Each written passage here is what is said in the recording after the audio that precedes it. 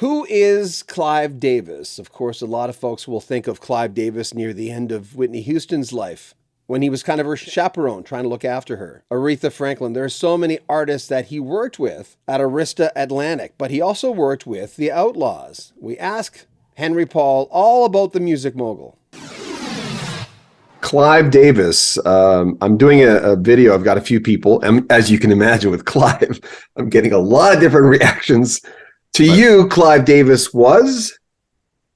Well, he was our biggest supporter, our most powerful and influential supporter. And, Clive comes off like he's in it for Clive. But, Clive fancies himself as a musical guy, and he likes to be involved. And not unlike Ahmet Ertegun, he has, I think, a personal stake in a lot of his artists' careers. I think it's an extension of his musical taste. And if he signs somebody, he wants to see him succeed because it reflects positively on him. All I can say about Clive Davis is I've had two different record deals with Arista Records, and both of those careers were enormously successful.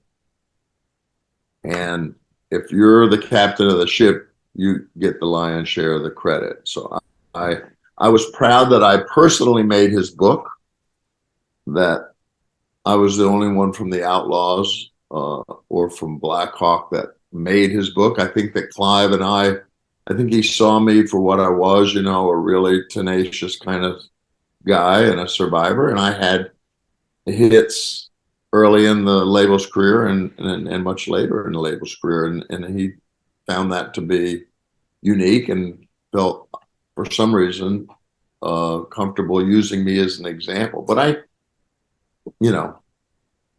he was an enormous personality in the record business. And anytime you become that well known, you're going to attract supporters and detractors. And yeah, I think his track record at CBS, at Arista, I think it kind of speaks for itself. And you don't have to like him, but you have to definitely. And by like him, you don't have to admire him, but you definitely have to acknowledge what it was he did. Opening for the Stones, I saw that interview. Said Keith was a mess. First time, I think that the first time you actually went backstage and he had the things in his hair and.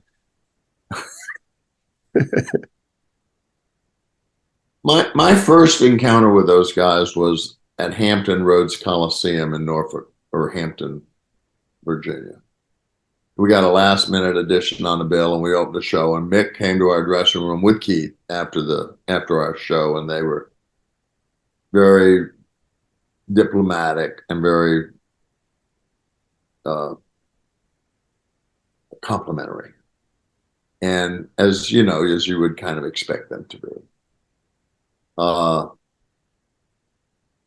But I played on a number of shows with the Rolling Stones, primarily because of my relationship with people that controlled that.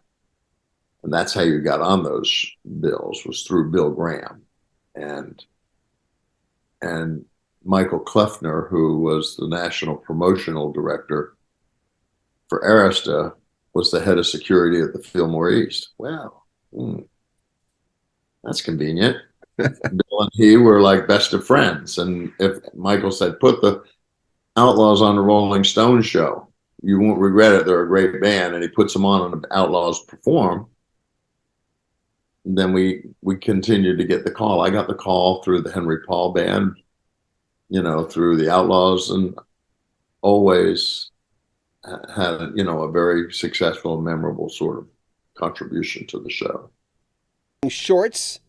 And then we'll be releasing the entire interview. It was a long hour-and-a-half chat with Henry Paul, who was, of course, as you know, a big part of the Outlaws in their early incarnation. Then he left in the 70s, formed the Henry Paul Band, which was successful. And then the country trio Black Hawk, which still tours today. If you want information on Henry, there are links in the description. But man, in this series, does he tell good stories about knowing the Eagles, hanging out with Leonard Skinner, most notably Ronnie Van Zant, their lead singer. Working with Clive Davis, there's so much in this series. If you're a Patreon member, you'll get early access to everything on here. It's pretty juicy stuff. And he's writing a book as well. Remember to pick up a Rock History Music t-shirt and hats. You can get your own Rock History Music baseball cap now. Join our Patreon, as I said, get early access to everything. Links in the description, our TikTok. Check out the Facebook group for Rock History Music. Stay in contact with us. We'd love that. All the information's in the description.